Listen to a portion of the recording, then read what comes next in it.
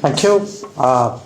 Let me say that it's a great pleasure to be back in Brussels and join High Representative and Vice President Kaja Kallas for the first strategic dialogue between India and the European Union. I believe we had a very open and productive meeting today. It is still continuing. We'll go back to our discussions after this. And we had touched on defense and security, on maritime security, on cyber, on space, as you heard from the High Representative.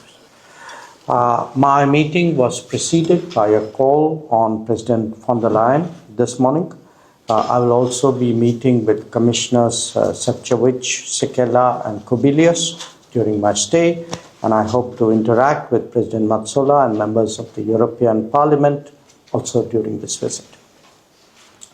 Now, my visit to Brussels is taking place 3 months after that of the EU College of Commissioners to India. Even in that time, it is apparent that the world order was in the midst of a profound change. These trends have intensified in many ways.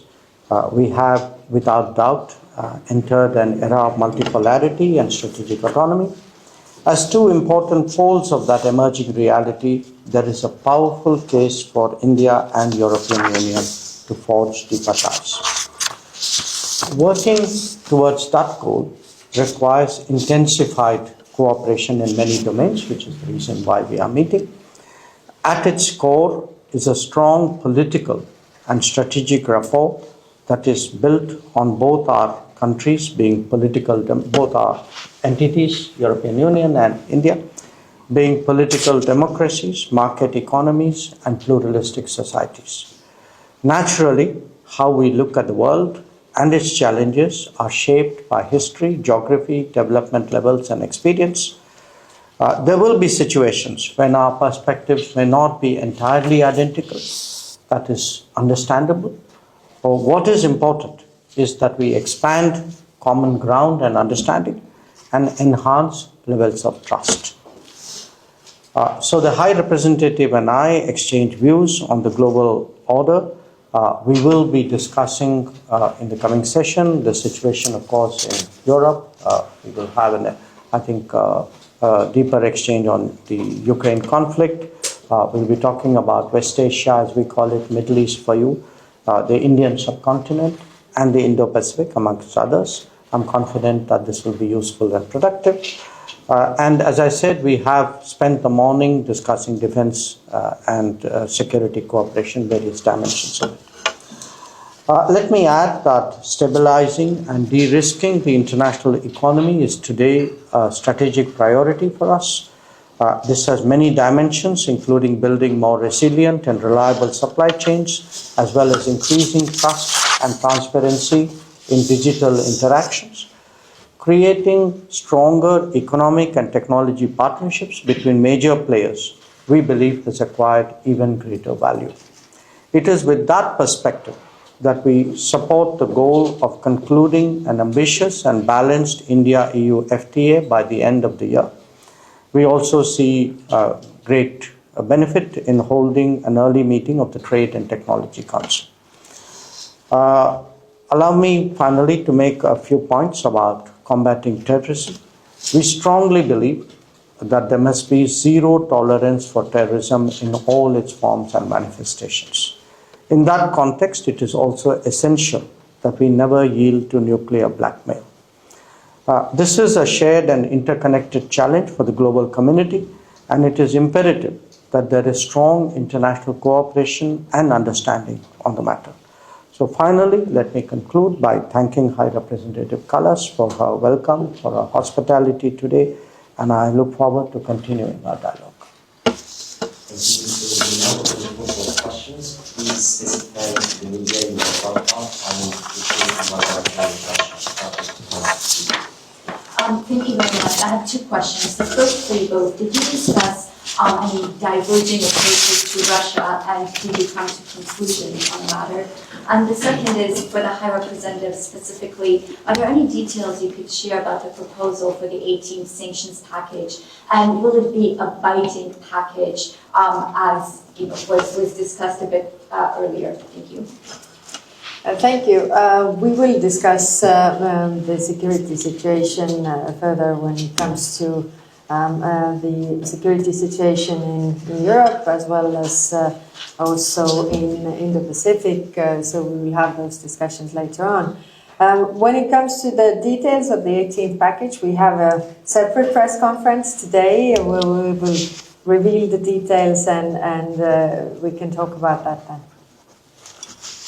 I think the High Representative answered that question, which is we, in our talks, haven't come to the issue of the Ukraine conflict and Russia as yet.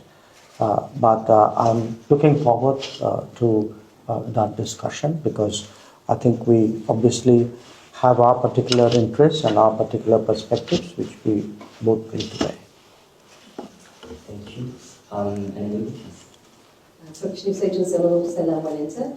Two questions, if I may. First, about Israel's raid on international humanitarian airship to Gaza. There were 9 EU citizens in it, including 1 member of parliament, and several countries condemned it, and experts say that it's unlawful to stop it in the international waters. So what is the EU's position about it? And the same question for you, sir. And the second, if I may, it's about India-Pakistan conflict. I would say, will the EU take any initiatives about that to resolve the conflict in a peaceful way? Thank you. Of course, the consular protection for the citizens is up to the member states to provide. When it comes to international law, it has to be followed also in the international waters. But what we discussed today also is that we have to develop the international law further when it comes to maritime issues. Like we have the issue of stopping the shadow fleet, for example. We have the issue of subsea cables. All these things are new threats, new worries, and I think in the global multilateral fora we need to develop the international maritime law further. Well, I don't have anything particular to add to the first question, but to the second one, I'd like you to understand this is not a conflict between two states per se. This is actually a response to the threat and to the practice of terrorism. So I would urge you to make it, don't think of it as India-Pakistan, think of it as India-Terroristan. You will then appreciate it. thank you. We go for NHK. My question was to the High Representative. Thank you. Two quick questions. Will you be pushing today for India to have a more tougher position towards Russia? And then my second question is, since you were at the Shangri-La dialogue in Mexico, is the tightening cooperation related to the concerns we have towards China? Thank you. As mentioned before, we will have those discussions later on. I mean, it is clear also from the discussions that we have right now is that nuclear threats cannot pay off, and this is the mutual concern. We see different actors, in our case, Russia, using these nuclear threats, and also we see other actors in the world using this. So we will discuss this further.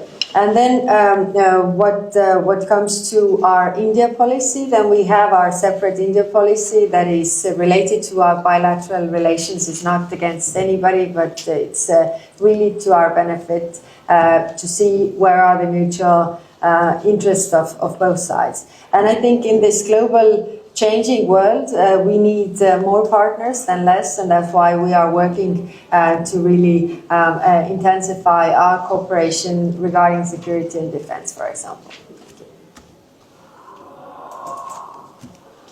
We can take the last one over there. Yes. Diderot from Radio La Bretagne, western part of France. Despite the Brexit, and probably due to the pressure of the geopolitical environment, there are more and more relations between the EU and the UK government now.